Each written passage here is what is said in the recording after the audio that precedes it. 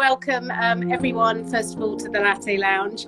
I'm delighted to introduce you to our latest guest in our series of Menopause Awareness Month speakers. Then there was like words that were coming out, like she was saying, like peri-menopause, and I never heard that word in my whole entire life. I'm 49. Heard that word.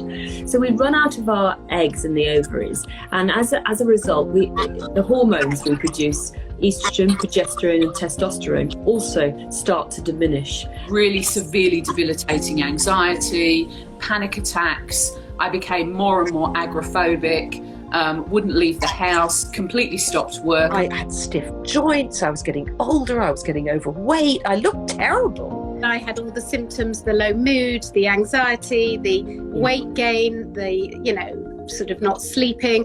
People think vaginal dryness is just painful sex. When I had the hysterectomy and hormones crashed, and I went through quite a difficult time with that, with hindsight, looking back on it, I do think that it was like a wound had started to unpick.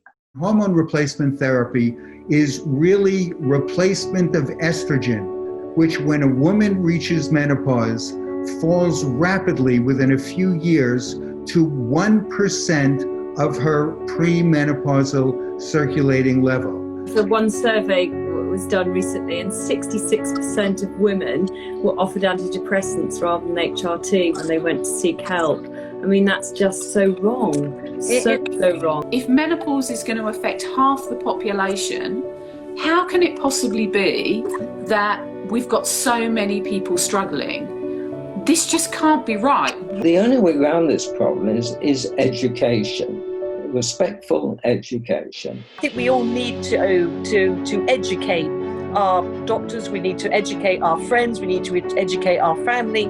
I talk about menopause at a drop of a hat, and my because I think it's really important, because it's this silence, this climate of silence that women have suffered, silently for all these years. Their 20-year follow-up says not only does estrogen not induce breast cancer or increase the risk of breast cancer, estrogen decreases the risk of breast cancer by up to 30% and decreases death from breast cancer as well.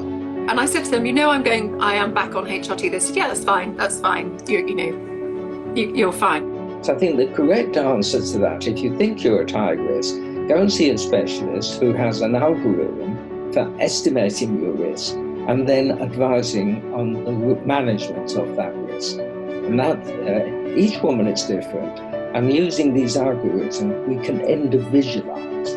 Part of it is having the courage to take that decision yourself about what's right for you, and what makes you feel better. Nobody's told me the actual numbers. What are the numbers? Not the percentages, because the percentages don't mean anything. I think the whole point of setting up this platform was to help more women live longer and better quality of lives, and most importantly, give them really simple, easy to understand, evidence-based information, so they can then take this with them to the doctor and make an intelligent decision together, rather than listening to the media or well-meaning friends. I do feel more empowered now. I have good days, I have bad days, but I know that the bad days are not going to go on for 2 years like they did before. If we can all tell 5 people who tell 5 people, it becomes hugely less of a taboo.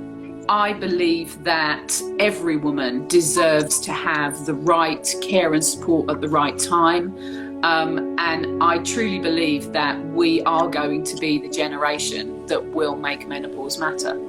So many people obviously know my story now. I keep banging on about it like you guys do. I don't think I'll ever stop until there's change.